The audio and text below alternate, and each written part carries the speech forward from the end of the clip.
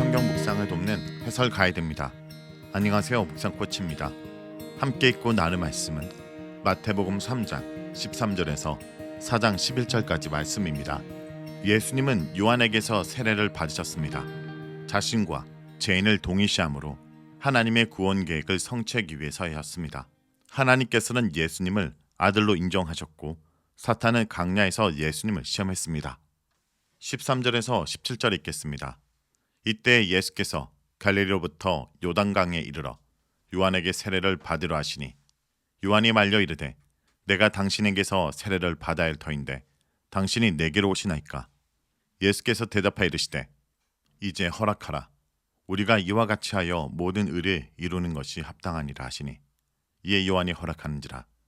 예수께서 세례를 받으시고 곧 물에서 올라오실새 하늘이 열리고 하나님의 성령이 비둘기같이 내려 자기 위에 임하심을 보시더니 하늘로부터 소리가 있어 말씀하시되 이는 내 사랑한 아들이요 내 기뻐하는 자라 하시니라.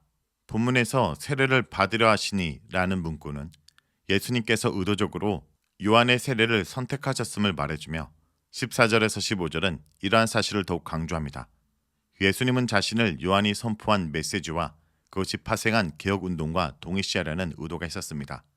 또한 정화되고 준비된 하나님의 백성들 가운데 한 명으로 자신을 제시하려고 하셨습니다.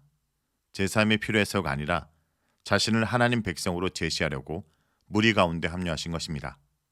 요한은 자신보다 더 큰 능력이 있는 분이 자발적으로 낮아지는 것에 동의할 수가 없었고 11절에 비추어 봤을 때 그의 말은 당신이 제가 베푸는 물세례를 받아야 하는 것이 아니라 당신이 성령과 불로 베푸는 세례를 제가 받아야 합니다 라고 말하고 있습니다. 세례 요한은 자신의 예비적 사역이 막을 내리고 예수님께서 새로운 시대를 가져오신 것을 알아차렸습니다. 그러나 예수님은 지금 낮은 지위를 받아들이는 것이 적절하다고 주장하십니다.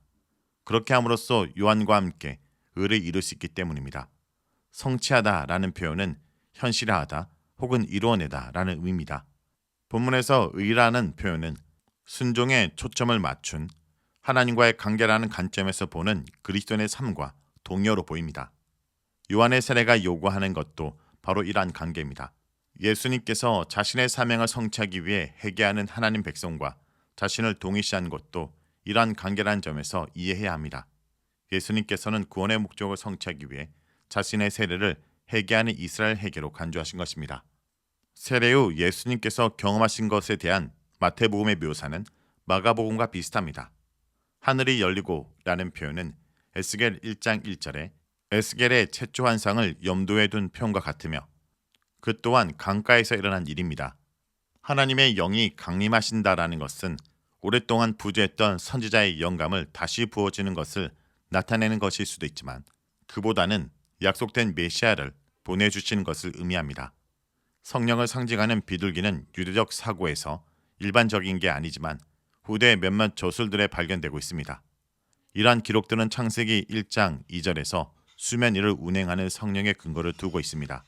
여기에 등장하는 단어들은 일반적으로 시편 2편 7절과 이사야 42장 1절에서 가져온 것으로 보입니다.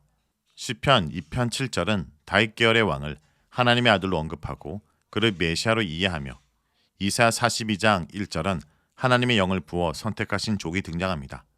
이미 16절의 한상에서 상징적으로 묘사한 예수님의 메시아적 사명은 세 가지 주요 개념으로 진술될 수 있습니다.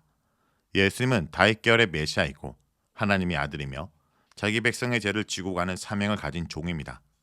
4장 1절에서 11절 읽겠습니다. 그때 예수께서 성령에게 이끌려 마귀에게 시험을 받으러 강야로 가서 40일을 밤낮으로 금식한 후에 줄이신지라. 시험하는 자가 예수께 나와서 이르되 내가 만일 하나님의 아들이거든 명하여 이 돌들로 떡덩어리가 되게 하라. 예수께서 대답하여 이르시되 기록되었으되 사람이 떡으로만 살 것이 아니요 하나님의 입으로부터 나오는 모든 말씀으로 살 것이라 하였느니라 하시니 이에 마귀가 예수를 거룩한 성으로 데려다가 성전 꼭대기에 세우고 이르되 내가 만일 하나님의 아들이거든 뛰어내리라. 기록되었으되 그가 너를 위하여 그의 사자들을 명령하시리니 그들이 손으로 너를 받들어 발이 돌에 부딪히지 않게 하리로다 하였느니라. 예수께서 이르시되 또 기록되었으되 주 너의 하나님을 시험하지 말라 하였느니라 하시니 마귀가 또 그를 데리고 지극히 높은 산으로 가서 천하만국과 그 영광을 보여 이르되 만일 내게 엎드려 경배하면 이 모든 것을 내게 주리라. 이에 예수께서 말씀하시되 사탄아 물러가라. 기록되었을 때 주 너의 하나님께 경배하고 다만 그를 섬기라 하였느니라. 이에 마귀는 예수를 떠나고 천사들이 나와서 수종드니라. 예수님께서는 성령에 의해 강야로 이끌려 마귀의 시험을 받으십니다. 예수님은 40일 밤낮으로 금식한 후 배고프셨습니다. 예수님의 시험은 40일 동안 인내하고 나서 받은 것이므로 사탄의 시험한 순간은 매우 배고픈 상태였습니다. 40이라는 숫자는 이스라엘의 40년을 상기시킵니다. 첫 번째 시험은 사탄이 배고픈 예수님께 돌을 빵으로 만들어 먹으라고 하는 시험입니다. 사탄은 예수님이 하나님의 아들이며 능력을 갖고 계신 줄 알고 명령합니다. 사탄은 아들의 능력을 사용해 먼저 자신의 필요를 채우라고 시험한 것입니다. 예수님은 기록된 말씀을 근거 신명기 8장 3절에 의해 사람이 빵만이 아니라 하나님의 입에서 나오는 모든 말씀으로 살 거라고 반응하십니다. 강야에서 하나님의 말씀을 신뢰하지 못한 사람들은 자신들의 먹는 문제에 우선권을 두고 만나를 저장하려고 했습니다. 그러나 먹는 문제를 먼저 해결하지 않으면 굶어 죽는다라는 것은 사탄의 거짓말입니다. 이 시험은 예수님이 하나님의 아들로서 가지는 권위를 자신의 필요를 위해 먼저 사용하는 것이 아니라 하나님의 뜻에 먼저 순종하는 것으로 묘사합니다. 두 번째 시험은 첫 번째 시험에 대해 예수께서 기록된 말씀을 언급하는 것으로 대응하시자 사탄도 기록된 말씀을 근거로 삼습니다. 사탄은 예수께서 아들로서 아버지를 믿고 뛰어내리면 거룩하신 하나님이 반드시 살려주실 것이라 강조합니다. 사탄의 논리에 따르면 하나님을 믿는 자들은 반드시 어려운 순간에도 다치지 않고 죽지 않아야 합니다. 사탄의 시험은 성경의 문맥을 이해하지 못하고 한 구절만 사용하는 것의 위험성을 보여줍니다. 예수님은 사탄이 성경 본문을 잘못 적용한 것을 드러내기 위해 신명기 6장 16절을 인용하십니다. 하나님의 아들은 하나님의 신실함을 시험하는 존재가 아닙니다. 예수님은 죽음의 순간일지라도 아버지의 보호하심을 신뢰할 것입니다. 세 번째 시험은 마귀가 지극히 높은 산에 예수님을 데리고 가서 온 세상을 다스리는 영광을 주겠다고 합니다. 사탄은 자신에게 엎드려 경배하면 지금 보여준 모든 것을 주겠다 약속합니다. 마귀는 십자가 없는 영광을 제시합니다. 예수님은 사탄아 물러가라 며 사탄을 내쫓으십니다. 예수님은 사탄이 제시한 것 같은 나라를 건설하기 위해 온 것도 아니며 그런 나라를 얻기 위해 부당한 방식을 택하는 아들도 아닙니다. 사탄은 십자가에서 종교 지도자들의 입으로 다시 찾아올 것입니다. 그러나 예수님은 십자가에서 숨이 닫힐 때까지 고난받는 종의 길을 걸어가십니다. 순종의 아들은 산에서 하늘과 땅의 모든 것을 얻습니다.